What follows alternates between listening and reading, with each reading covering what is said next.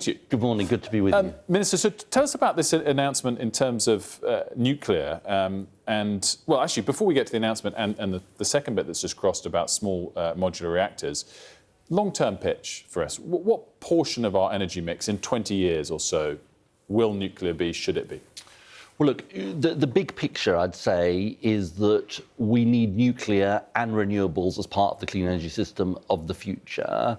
And our job in coming into government was to get on and deliver. And that's what we're doing today. The biggest investment in nuclear for half a century. Sizewell C, the new large-scale reactor where we're setting aside the funding to make it happen. Small modular reactors, and we've just announced that Rolls-Royce, British company, has won that competition to build a fleet of small modular reactors, which is smaller scale nuclear, but there'll be a number of them. Nuclear fusion, investing for the very long term as well. Why are we doing this? For energy security, for good jobs, 10,000 jobs from Sizewell alone, tackle the climate crisis, get off insecure fossil fuels. And it's a big investment in the future of the country because we don't want to see continued decline. We want to see that investment. Let's talk about Sizewell C first of all, because it's an expensive investment, over £11 billion. I guess the sort of relatively short-term history, muscle memory of this country when it comes to nuclear is Hinkley Point. Huge cost overruns, long delays, and hasn't lowered people's bills yet. So what confidence do you have that Sizewell C will be different? It will be faster and it will be cheaper. And the reason it will be is because it's a replication of Hinkley. Hinkley was a first-of-a-kind project in the UK, and there's always challenges you face with that. The important thing about Sizewell is it replicates it, and if you like, there's some good evidence that it can be cheaper and quicker because the second unit at Hinkley, the original plant, is being built 25% faster than the first unit. So, the key challenge in nuclear is replication.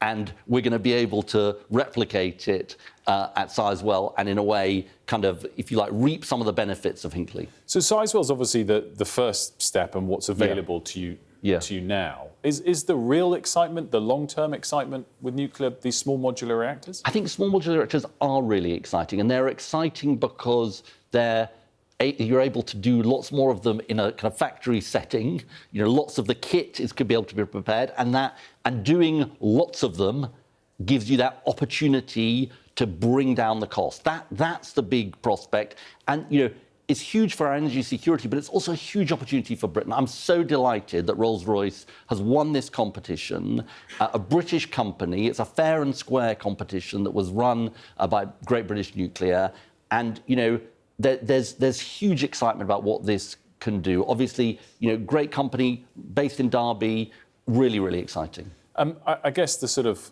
NIMBYism argument is something that everyone can weigh up and criticise from time to time. When it comes to having a nuclear reactor in your backyard, it's a sort of legitimate pushback. I mean, it won't be in your. I just want to reassure you, it won't be in your backyard. Not quite, but because it's you're not doing it directly in the middle of population centres for a whole range of reasons. Look, what I find is there's lots of enthusiasm actually about new nuclear in lots of different parts of the country, because people see, particularly those places that already have nuclear power stations, because people see the jobs that it provides, people see the opportunities it gives for. I was talking to an apprentice last night who's working at Sizewell, actually, and she was just saying what a massive opportunity it had given. She went there at 16, she's in the first year of her apprenticeship, and she was just genuinely glowing about the opportunities it's given her. 10,000 jobs at Sizewell, 1,500 apprenticeships as well. So, massive opportunity here. I want to move on and talk about the winter fuel payment reinstatement. How would you define a U-turn? Look, I think what this is actually is sticking to the principle that we laid out a year ago, which is that it doesn't make sense for the richest people in our society to get the winter fuel payment.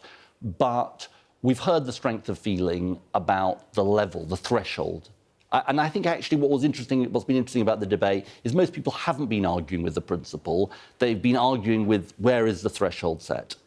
And what's happened is that Rachel Reeves came in, took a series of decisions to stabilise the public finances. This was one of them. Having stabilised the public finances, having heard the strength of feeling, she's been able to raise the threshold. I think it's the right thing to do. Well, I guess you're saying there's two things there. There's strength, stabilising the finances, and herd the strength of feeling.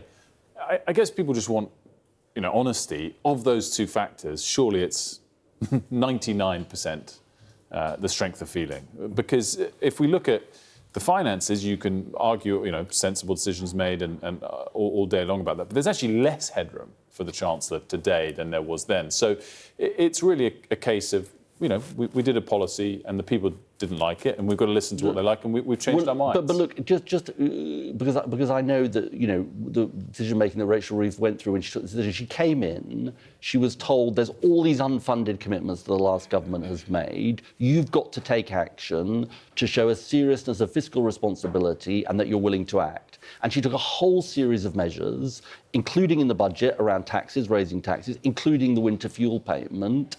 That was the right thing to do to stabilise the nation's finances. So that is a factor, but it's also the case, obviously, that we've heard from lots of people, the feeling that the level of the threshold is unfair, that it isn't set high enough, and that's why she's responded. You mentioned unfunded commitments. For the next couple of months, at least, until the autumn statement, this is an unfunded commitment? Look, I think the right place to set out how you pay for things is in the budget. Rachel Reeves could have decided to leave it till the budget to say what the threshold was going to be. Lots of pensioners would have said, well, we really want to know. We need to plan for the winter. I think it's right what she did, which is to set out the level of the threshold so people know now, and she'll set out all of the figures, if you like, in the budget in the autumn. So in the autumn statement, not waiting for next March for the budget per se, but what's your response then if someone says, well, unfunded commitments were criticised very loudly when you're in opposition, when the government did those sorts of things, but now it feels like we can do admittedly a small one, 1 billion or so. I think chancellors always get criticism. I think one of the criticisms of Rachel Reeves that people wouldn't make is she showed real fiscal responsibility. This is somebody who's shown a willingness to take the tough decisions, and this is somebody who's shown an absolute commitment to fiscal stability, absolutely rightly, in my view. And so, I absolutely think it's correct what she's done.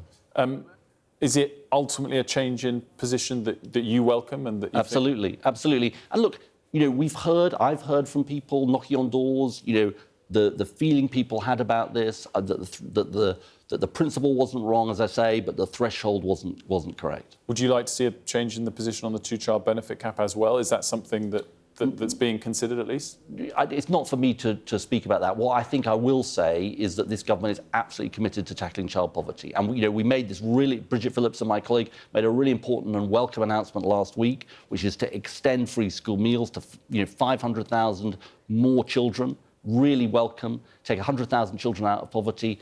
It shows where this government's heart beats, which is we absolutely want a fairer society. We absolutely, we're elected to live a fairer society, and that's what we're going to do. And just finally, Mr. Wunderlich, unemployment ticked up 4.5% to 4.6%. Is that a disappointment, or is it still historically relatively low? It is historically relatively low, but obviously, whenever people lose their job, that is regrettable. But I think the key thing is we're the fastest growing economy in the G7. We're making big investments. And what you'll see from the Chancellor tomorrow in the spending review, and the nuclear announcements today are part of this, is a determination to invest for the future of this country. Previous governments have cut capital investment in the future. She's determined to invest for the future. That's the only reason we're able to make these announcements we are today, and that's good for jobs. And you know how the government works. You're working your magic. You got your money to announce the day before the spending review. Absolutely, and I have the Chancellor's generosity to thank for that. Which no doubt might not make you the most popular with some of your other cabinet colleagues. I'm sure they'll understand. Well, anyway, great to see you, Minister. Thanks for stopping by.